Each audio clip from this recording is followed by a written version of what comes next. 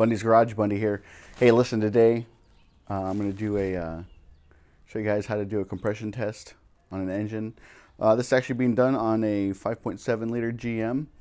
If you have coilover plug, then you need to remove all the coils to be able to disengage the ignition system. That's one of the critical components. Is you have to turn the engine so that it doesn't start, so you can do the compression test. So if you have a, like I said, coilover plug, remove all the coils, and you have to remove all the plugs as well too.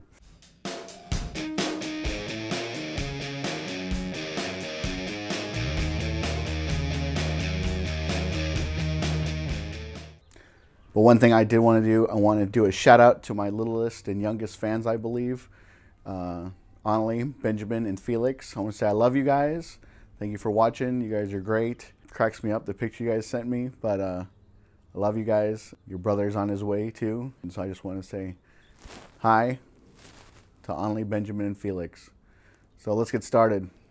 So first thing you need to do right here, you remove the spark plugs.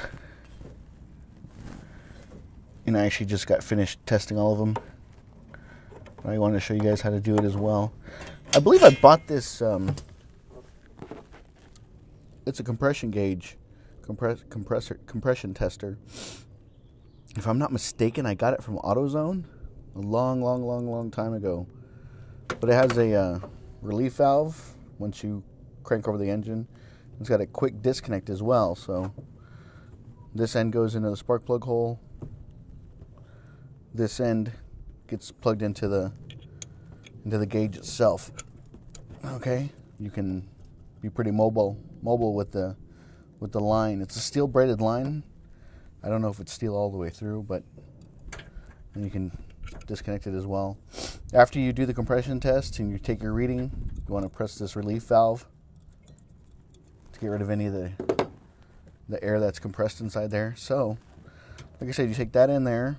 I put a little bit of oil on the end before I started to thread it in, and then you just work your way in, kind of like you're doing a spark plug. Just get it snug. You don't have to tighten it down. Just snug. Okay. You want to disconnect the wires to the ignition coil, as well as the ICM, the ignition control module. Get those out of the way. And then I also took off the main spark plug wire from the coil to the distributor, so that's out of the way as well. You want to be able to disconnect the ignition system before you do this test, because you don't want the engine starting. If you have a coilover plug, remove all the spark plugs and the coils. Okay, now that you have your line in, go ahead and plug your gauge in. Okay, and I'll set it up there. Hopefully you guys will be able to see that. And what you're going to do is you're going to crank the engine, I do about 5 times, 4 to 5 times, and that's how you get your reading. So with the ignition system disabled, go ahead inside the vehicle and give it a crank like you're trying to start it. I'm going to try to start it about 5 times. So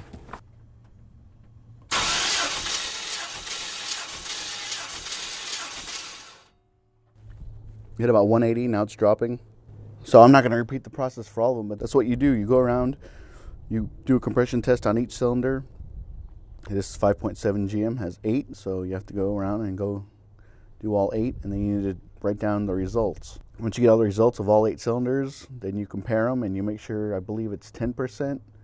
So you don't want any 2 cylinders 10% away from each other. Yeah, that's how you do a compression test. If you find my videos helpful, please subscribe. It really helps me out.